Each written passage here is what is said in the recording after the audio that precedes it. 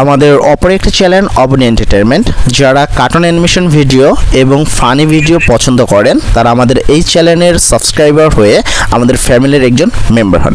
Video link comment section এবং ডেসক্রিপশনে রয়েছে। ক্লাসে তোমাদের ষষ্ঠ শ্রেণীর বিজ্ঞানের যেই সংক্ষিপ্ত সিলেবাস রয়েছে, কতটা প্রশ্ন কত মার্ক ভাবে থাকবে, অর্থাৎ এখানে সম্পূর্ণ সিলেবাস এবং প্রশ্নের মান বন্টন এবং তোমাদের দুইটি পরীক্ষা হবে, দুইটি পরীক্ষার আলাদা আলাদা মান বিষয়ে বলা হবে। এবং একটা ভালো কথা তোমাদের বলিয়ে দিই, সেটা হলো আমাদের কাছে কিন্তু তোমাদের বার্ষিক পরীক্ষার যে কোশ্চেনটা সেটা অলরেডি আমরা পেয়ে গেছি একটা প্রতিষ্ঠান থেকে। তো যেহেতু আমরা এই প্রশ্নটা পেয়ে গেছি, তোমাদের চাইলে আমরা এখনই কিন্তু সেই প্রশ্নটা দিতে পারি।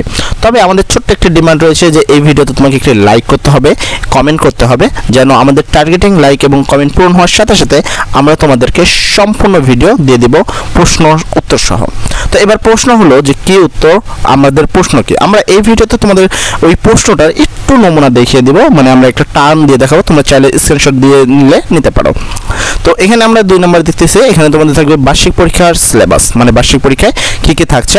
নাম্বার 1, আকাশ কত বড়, যেমন হলো অধ্যায় নাম্বার 2 মানে পৃথিবী ও মহাবিশ্ব, এখানে পৃষ্ঠা নাম্বার 15 থেকে 26।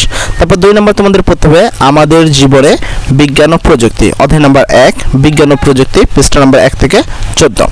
তারপর তোমাদের পড়তে হবে বার্ষিক সিলেবাসের অনুসারে হলো গতির খেলনা, এখানে পড়তে হবে গতি অধ্যায়ের পৃষ্ঠা নাম্বার 27 থেকে 33।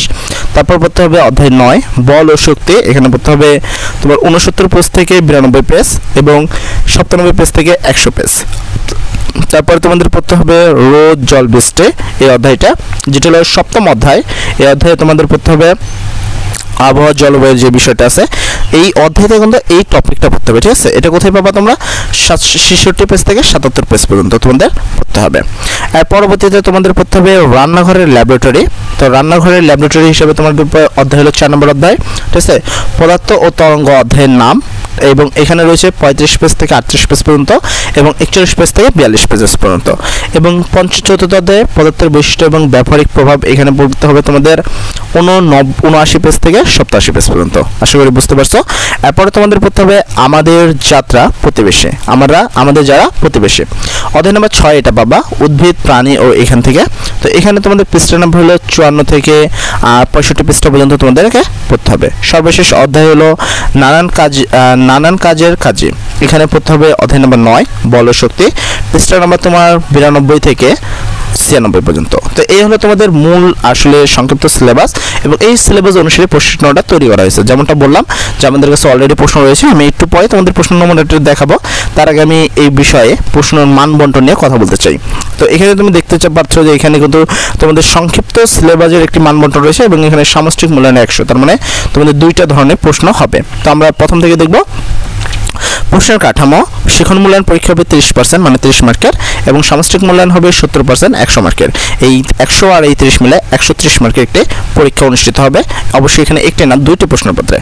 এবার কথা হলো শিখন মূল্যায়ন পরীক্ষায় এবং মান বন্টন। তো শিখন মূল্যায়ন পরীক্ষায় কী কী থাকছে এখানে যদি খেয়াল করো, এখানে তোমাদের থাকছে তোমাদের বই থেকে একক কাজ, দলগত কাজ, ছক পূরণ, বাক্স পূরণ, ফ্লোচার্ট, এগুলো তোমাদের করতে হবে, যার জন্য তুমি পাবা 10 মার্ক। আর পরবর্তীতে তোমাকে করতে হবে অনুসন্ধানমূলক কাজ, প্রকল্প, প্রতিবেদন, এগুলো করলে তোমরা পাবা 10 মার্ক। আর একটা হলো অ্যাসাইনমেন্ট এবং ব্যবহারিক কাজ করতে হবে, এর জন্য পাবা 10 মার্ক। এই হলো শিক্ষণকালীন মূল্যায়ন পরীক্ষা, যাতে রয়েছে 30 মার্ক।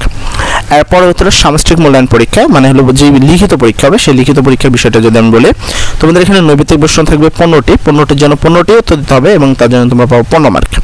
তারপর এক কথায় উত্তর দিতে হবে, মানে সংক্ষিপ্ত প্রশ্ন, এখানে থাকবে 10টি প্রশ্ন থাকবে, 10টি প্রশ্নে তোমাকে উত্তর দিতে হবে, 10টির জন্য তোমরা পাবা 10 মার্ক। আর পরবর্তী হলো সংক্ষিপ্ত উত্তর দিতে হবে, সংক্ষিপ্ত প্রশ্ন, সেখানে 10টি প্রশ্ন থাকবে, 10টি প্রশ্নের উত্তর দিতে হবে, প্রত্যেকটা প্রশ্নের মার্ক পাবা 2 এবং 10 দুগুণে 20 মার্ক টোটাল মার্ক।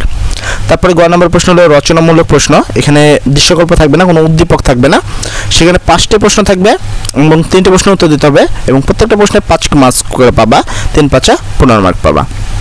এবং সর্বশেষে তোমাদের আবারও রচনামূলক প্রশ্ন থাকবে, তবে এই রচনামূলক একটু আলাদা, এখানে তোমাদের দৃশ্যকল্প নির্ভর পরীক্ষা হবে, মানে আগেরটা হলো কোনো উদ্দীপক থাকবে না, কিন্তু এইটাতে একটা উদ্দীপক থাকবে।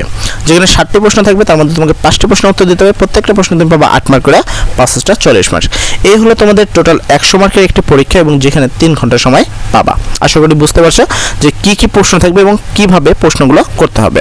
এমন আমি যেমনটা বললাম যে আমার কাছে প্রশ্ন রয়েছে, এই যে তোমাদের সেই প্রশ্নটি, এবং এই প্রশ্নটির মধ্যে সম্পূর্ণ উত্তর সহ আমার কাছে কিন্তু রয়েছে। তোমরা যদি এই প্রশ্নটির সম্পূর্ণ উত্তর সহ আপলোড নিতে চাও, তাহলে অবশ্যই আমাদের এই ভিডিওতে একটি লাইক কমেন্ট করে আমাদের টার্গেটিং লাইট পূরণ করতে সাহায্য করো। সর্বোপরি কথা, সবাই ভালো থেকো। আসসালামু আলাইকুম।